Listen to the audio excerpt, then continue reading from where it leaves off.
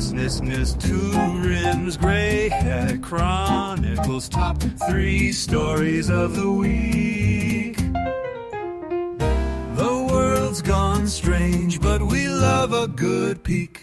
From shadows deep to the global stage, we bring the truth from age to age. With harmony bold and a skeptical tone, we dig up the news they don't want known. So stoke the fire and have a seat. This week's top 3 can't be beat. Pilgrims Grey Chronicles. Well, welcome back, travelers. The road that goes ever on has brought us once more to the Watchtower, where we light the lanterns, pull up the storm charts, and trace the thunder that rattles kingdoms. It is Friday night. Top 3 stories of the week, Pilgrims Grey Chronicles. Robert Clark, your host. What if I told you that in just 13 days, the Earth has seen 13 catastrophic floods, from the arid hills of New Mexico to the neon rivers of Tokyo? It sounds like a parable. It reads like judgment, but it's real and it's now. So tonight the floodgates are open, literally.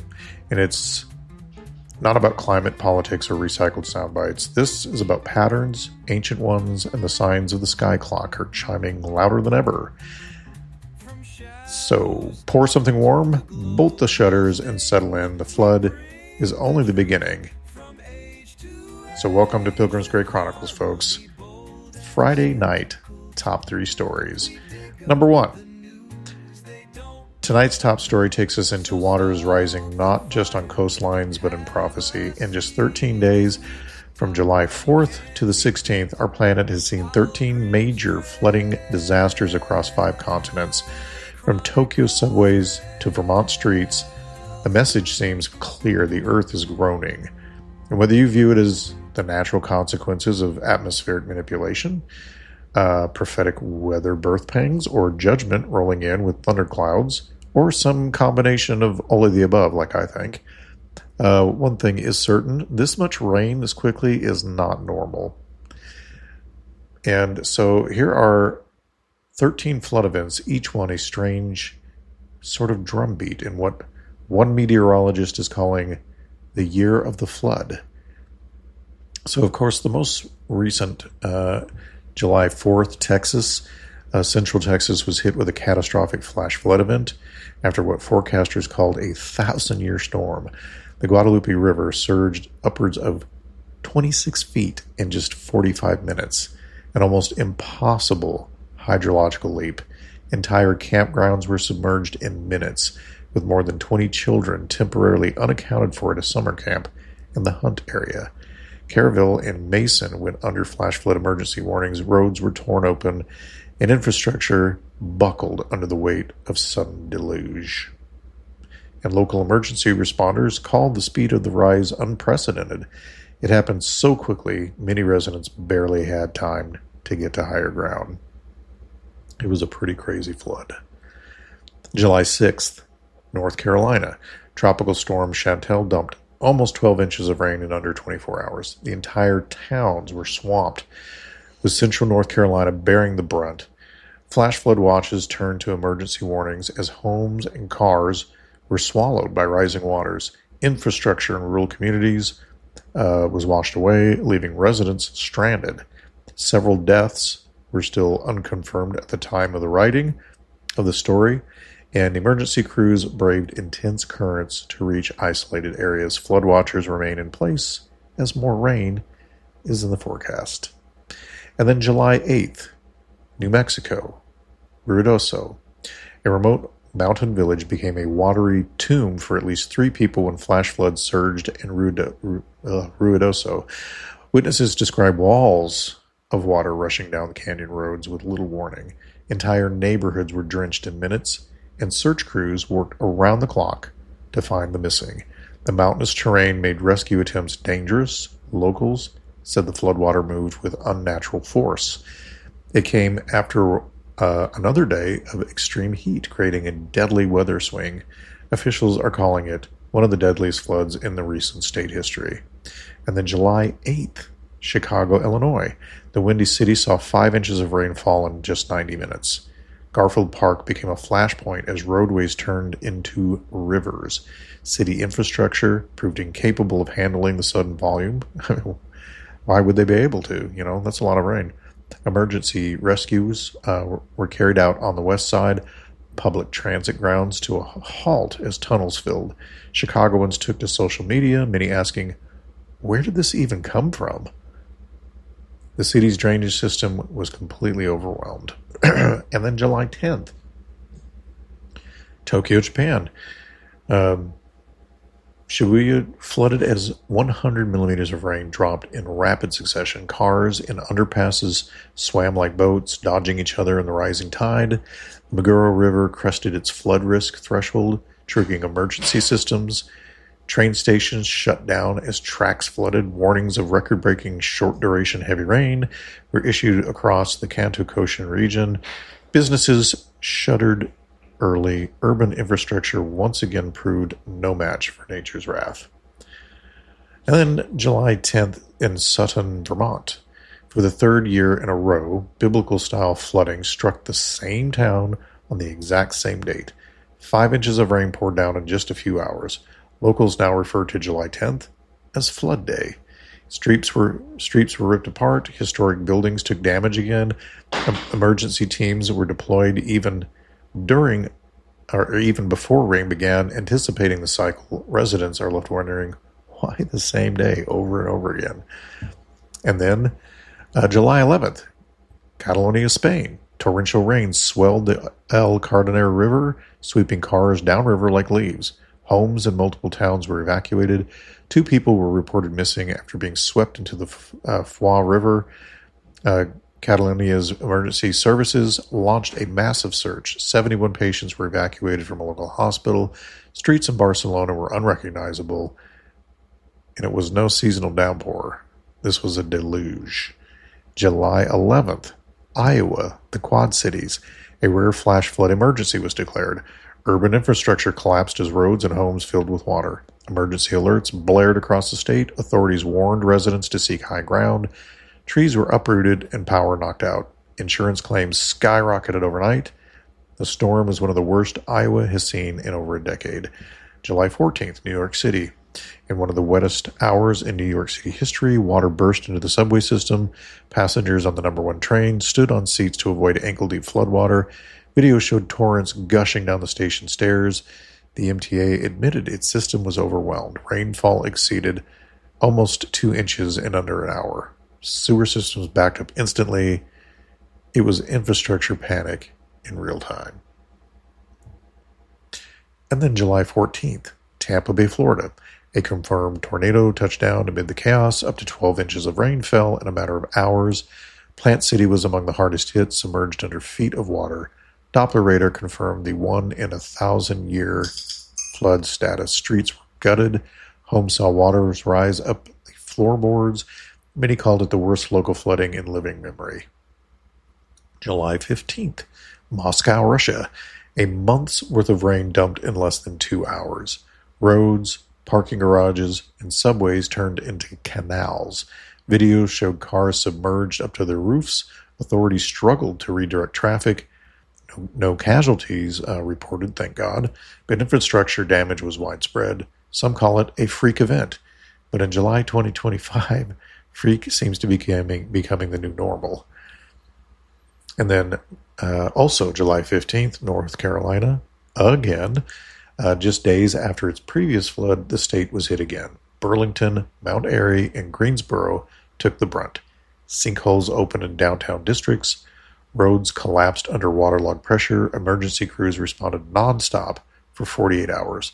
The city council canceled all meetings.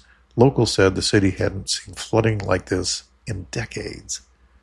And then, July 15th and 16th, Zapopan, Jalisco, Mexico. A deadly flood swept through the La Martinica neighborhood. 1 person died and at least 12 were injured. 4-meter-high waters flooded homes and businesses.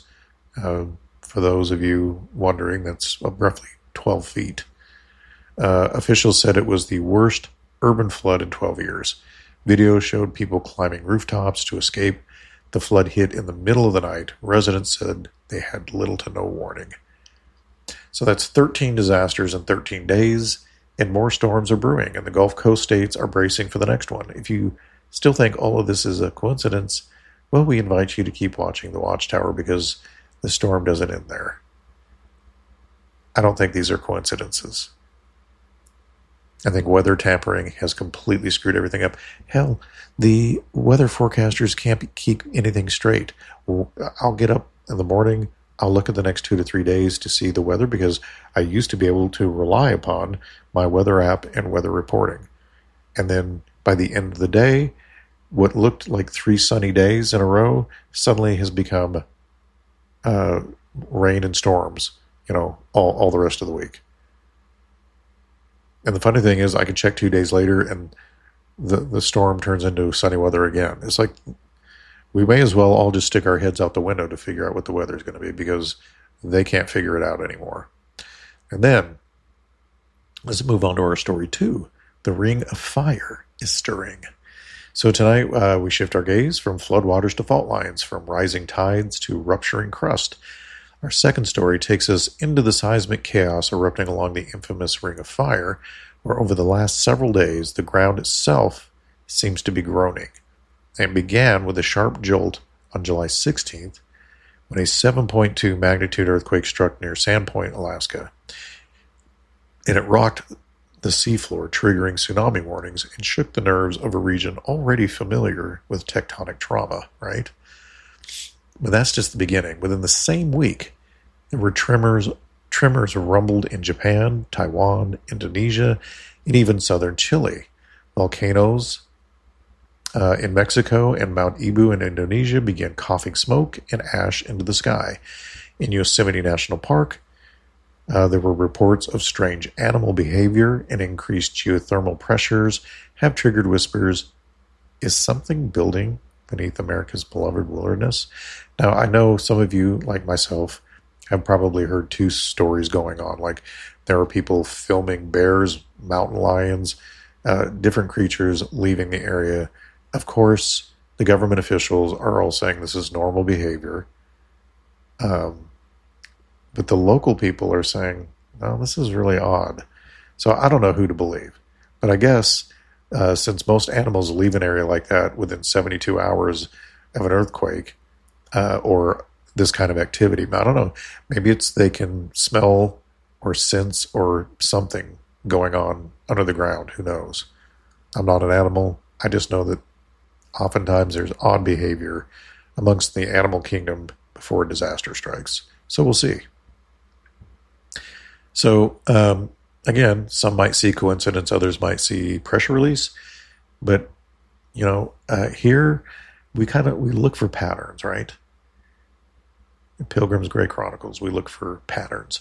And so I want to turn to a theory that I found interesting. It pushes the edge of mainstream geology and he even dives into something older and deeper. And it's a theory raised not by CNN or the Weather Channel, but by a show I like listening to called My Lunch Break, which recently tackled what fault lines might actually be ancient gate systems. Now, I found that interesting because I've often thought the same thing. So this episode in question broke down an extraordinary hypothesis that tectonic fault zones, like those encircling the Pacific Plate, aren't just geological pressure points. They may also be spiritual gateways, thin places where the underworld breaches the surface and where ancient entities once sealed away might stir beneath our feet.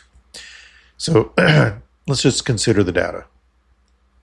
Sorry, my throat's getting hoarse again. Hold on one second. Okay, sorry about that. I had to take a quick break to get some water. I know you didn't really hear too much of a delay, but I had to stop recording for a minute and take care of my throat. There must be something in the air irritating it. So let's consider the data. The Ring of Fire matches the old world's obsession with sacred mountains, underworld rivers, and fire gods. Every major volcanic chain aligns with ancient myths of beings imprisoned below. In Scripture, the abyss is beneath. In Enoch, the watchers are chained in the earth. In Revelation, the pit is opened, not metaphorically, but possibly by seismic key, right? A great gaping hole opens in the earth, a pit. So the transcript pointed out a forgotten geological mystery. Why so many sacred megaliths and temples seem to be built near fault zones? Why are there ancient tales of cities swallowed whole by the earth? Right? Could it be that our ancestors knew more about the link between Earth's movements and spirit movements than we do today? I think so. And what about the fact that so many governments have placed massive particle accelerators, underground labs, and data centers along these same volatile lines? Do you think that's just a coincidence? Or is it possible someone is trying to harness or protect something buried deep? As volcanoes awake and pressure mounts, maybe the Earth isn't just shifting plates. Maybe it's a groaning under the weight of ancient seals cracking. Maybe the fire isn't just magma. And maybe the next explosion isn't about lava. Maybe it's about release. So if you're wondering why this matters, just remember, in prophecy, the bottomless pit doesn't open quietly. And when it does, the sky goes dark, the smoke rises, and the world will ask, what just crawled out of here? Right? So... just an interesting segue or side note on that that I find very fascinating. So story 3, we're going to wrap up with some news about Trump. I am going to keep this a bit brief because I'm getting a little bit of political fatigue keeping up with so many things, but I didn't cover this aspect of the... some of the Trump story from last Friday. I basically went into why I think there's all this... I went into all the foundational stuff about the Epstein list, going all the way back to the bars, hiring Epstein, and all of that, because I think it's important. It's important because... this is obviously some sort of catalyst or something they want us talking about, focused on, and they don't do that unless they plan to use it for something. So we'll see how it all pans out. But in the meantime, Trump was once hailed as the hammer, right, to break the deep state's chains. Donald Trump now stands in a strange silence. The room once echoed with chants of "drain the swamp," but this week, that chant seemed to sour into murmurs of betrayal. Why? Because the long-awaited Epstein revelations seemed to fizzle, right? On paper, Trump ordered Pam Bondi and the Justice Department to unseal the Epstein grand jury transcripts, a move meant to satiate an increasingly disillusioned base. But what followed was not righteous thunder. It was a whimper. No client list, no elite names, just smoke, mirrors, and the growing suspicion that something is being protected. Because it is. It's not just a suspicion. And we pointed that out last Friday. Even stalwarts like Mike Flynn, Laura Loomer, Tucker Carlson voiced concern. Not with the left, but with Trump.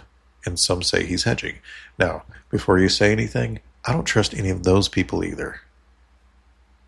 I think most of these people on the world stage at that level are part of a Hegelian dialect, as I have pointed out many times. But sometimes it's hard to figure out what game it is they're playing. But we do know this. It ends up with chaos and building back better into their Novus Ordo Seclorum, right? So, anyway, some say he's hedging, others say he's afraid, and some Whispering in darker corners claim the swamp didn't get drained, it got deeper, and the water got still to hide the movement beneath. So let's rewind a bit. Wasn't Trump the one who banned Epstein from Mar-a-Lago? Sure. But also the one who appointed Alex Acosta, the man who cut Epstein's original sweetheart deal. He's walked both sides of the shadow, right? This is why I think it's a Hegelian dialect. Now, House Republicans are symbolically pushing transparency bills, meaningful in name only, political theater dressed as justice, but the audience, MAGA, the alt-right, and freedom truthers alike, are no longer applauding. Instead, many are asking the real question, was Trump ever allowed to go all the way? Or was he, like so many before him, brought into the inner court, given a seat at the table, and told what he could touch? Here's where this all ties into the Pilgrims Grey lens. I don't think this isn't about Trump as a man. It's about the fault line in the movement. Since we're talking about natural disasters, it's the revealing of false hope systems. When we place our trust in kings instead of the one king, Jesus, we get mirrors, not windows. Even good men get bound in courts they don't understand. Even the anointed can be outmaneuvered by serpents who've been crawling palace halls since Babylon. And there's no need for those of us who are Christians to panic, right? We should just hold our banner strong. But we should ask, why does this keep happening? And why is it that every system champions, all these champions, these cult of personalities seem to fade when the curtain rises, right? Why is it always a file just out of reach, or a name just redacted, a truth just delayed? And I think it's because we're not really fighting flesh and blood. We're just watching a stage set by entities much older than Epstein and deeper than DC. And sometimes the loudest thunder is the silence after a promise unkept. I don't trust any of these people. I don't even like watching politics anymore. I only do it to keep up with what's going on biblically. That's about it.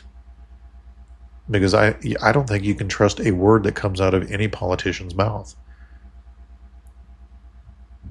And they lie, and they lie, and they lie some more. In fact, I really, to this day, still believe that the snake story that Trump told the entire time he was on his tours for election was really about himself. You were going to get bit. He told you he was a snake. He tried to warn you in their own way, like the enemy, just like I've said before. God uses his prophets before he brings judgment. He promised to do that, right? So I won't bring judgment until I send a warning out first through my prophets. I think the same spiritual law or law of the heavens applies to the enemy. They have to also announce their activities, but they do so in sneaky, underhanded ways, whereas God does it openly with his prophets. They do it in hiding. They do it through entertainment, through movies, through music, through the media, through politicians. They tell you. You just have to be paying attention. And most people have a scale over their eyes and they can't see it. They're still watching Fox News. They're still watching CNN. They're still getting news from, controlled opposition like Alex Jones, or just any of these famous people. Now, I know that the knee-jerk reaction is, they give truth. But that's the whole idea of controlled opposition. They don't lie. They give just enough truth for you to trust them so they can slowly but surely steer you away from things that they don't want you to know about. And they don't have to lie to do that. They just have to tell the truth in certain other areas to keep you away from the other area you should be looking at. A lot of times these controlled opposition people are used to announce things they know are going to come out anyway, so they preempt it by using these people, which of course makes these people look like they're just so in the know and they're geniuses and they can figure things out. Well, yeah, because the plan's been revealed to them so that they can put it out there to the people to prepare them for whatever. And then there's something else going on that gets completely ignored because of what they've put out of stuff that we already probably suspected anyway. So that's our top 3 stories of the week. And dear travelers, as the fire rumbles beneath and the floods rage above, we close the watchtower for another Friday night. The world grows darker, yes, but don't let that fool you, because in every story we've told tonight, whether it's the shaking of the earth, the rising waters, or the silence of those sworn to speak, there's one truth that holds. Even the smallest person can change the course of the future. Tolkien knew it, and so do we. You don't need a platform. You don't need a pulpit. Sometimes all it takes is a well-timed share, a word of warning, or a kind hand extended from the digital noise, right? So in a world trying to hush the truth, even a whisper of light matters. So if what you heard tonight stirs you, or anything on our channel, or any of the streaming services that we are broadcast on, whether it's Spreaker or Spotify or Apple Podcast or YouTube, and now we're on Rumble. I'll try to put that in the description if I remember. We're going to start posting to Rumble too, just in case we get screwed by YouTube, because they are very heavy-handed in censoring. So, help us hold the line with you by liking. When you like the video and you take just the second out of your time to like, what that does is it puts the video out as an interest to even more people. It gets seen by more people. The algorithm allows it to be seen by more people.